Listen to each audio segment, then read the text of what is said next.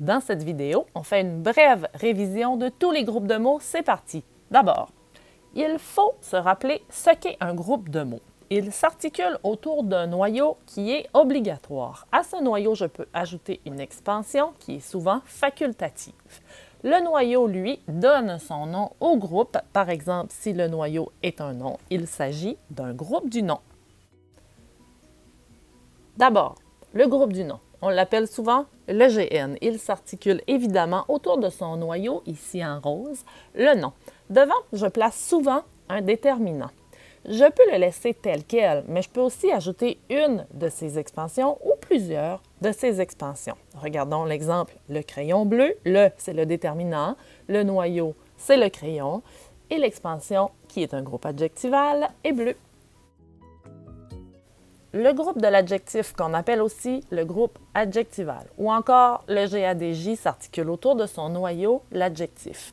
Il peut exister ainsi tout seul.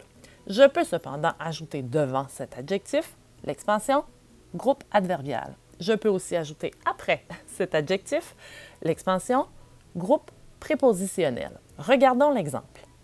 Nous avons ajouté devant l'adjectif heureux le groupe adverbial très. Après l'adjectif, nous avons ajouté le groupe prépositionnel de te voir.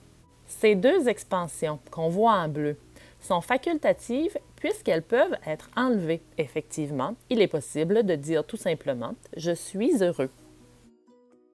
Le groupe de l'adverbe, qu'on appelle aussi le groupe adverbial ou le GADV, est très simple. En effet, il est souvent constitué d'un seul noyau, un adverbe, seul, mais il est possible que devant cet adverbe, j'ajoute un deuxième adverbe en expansion que j'appellerai un groupe adverbial. Regardons l'exemple.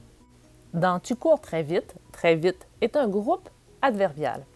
Le noyau est vite parce que c'est l'élément qui ne peut être effacé. Effectivement, je peux dire « tu cours vite », mais il est difficile de dire « tu cours très ».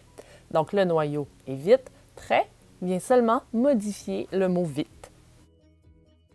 Le groupe verbal, qu'on appelle aussi le GV, se construit à partir d'un verbe qui est conjugué.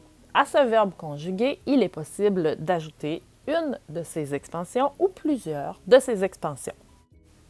Le groupe du verbe à l'infinitif, le GV-inf. Le groupe du verbe au participe présent, le GV-part. C'est facile, ils se construisent comme le groupe verbal, le GV.